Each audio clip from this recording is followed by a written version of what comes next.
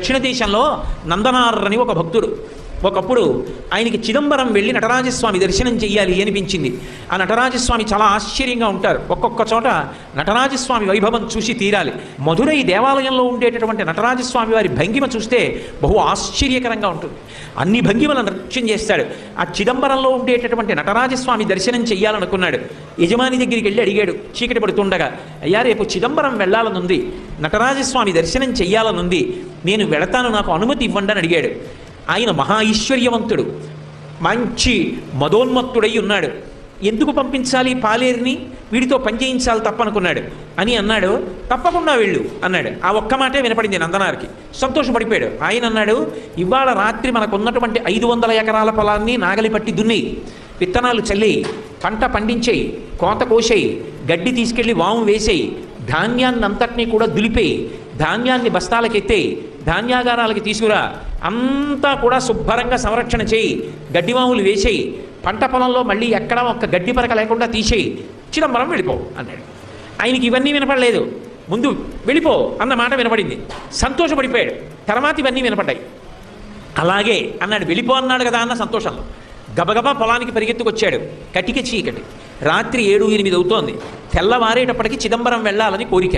రాత్రంతా నడిస్తే కానీ చిదంబరం వెళ్ళలేడు. రాత్రి 500 ఎకరాల పొలాన్ని దున్ని, పంట వేసి, పంట పండించి, నీరు పెట్టి, కోత కోసి, ధాన్యం దులిపి, బస్తాలకెత్తి, గాజల్లో పోసి, గడ్డి తీసుకెళ్ళి, వాము వేసి, పొలం శుభ్రం చేసేసి తాను చిదంబరం వెళ్ళాలి. అవుతుందా? ఒక్కనాటికి అవధానం అర్థమైపోయింది. అయ్యో చిదంబరం వెళ్ళమన్నాడన్న ఆనందంలో వచ్చేసానే, ఇప్పుడు నేను ఈ చీకట్లో ఈ పొలం ఎలా దున్నుతాననుకున్నాడు. ఒక్కసారి ఆకాశం ఆయన స్వరూపమేగా, పైకి చూశాడు. శివా నరిచి నిన్ను చూడకుండా ఉండలేనయా అని స్పృహ తప్పి పడిపోయాడు. ఆయన తలుచుకుంటే ఒక్కసారి సంకల్పం చేస్తే పంట పండేస్తుంది. కానీ తన భక్తుడు పడవలసిన కష్టం తాను పడాలనుకున్నాడు. కైలాసంలో కొడుకులిద్దరిని పిలిచాడు. ఒరేయ్ రండి అన్నాడు. విఘ్నేశ్వరుడు, సుబ్రహ్మణ్యుడు, ప్రమదగణాలు, పార్వతీదేవి అందరూ కలిసి భూమి మీదకి వచ్చారు. శంకరుడు స్వయంగా పంచె తీసి పైకి పెట్టి గోచి పోసి కట్టాడు, నాగలి పట్టాడు. ఆయన తలుచుకుంటే ఎంతసేపు భూమి దున్నేశాడు.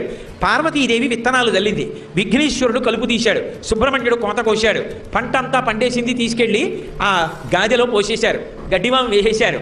తెల్లవారుతోంది, ఇంకా 2 అవుతోంది. నందుణ్ణి లేపాడు. నందనార్ చిదంబరం వెళ్ళన్నాడు. ఎలా వెళ్ళను, ఎలా పంట అన్నాడు. పండేసింది చేర్చేసామన్నాడు. నీ యజమానికి చెప్పి వెళ్ళిపో అన్నాడు.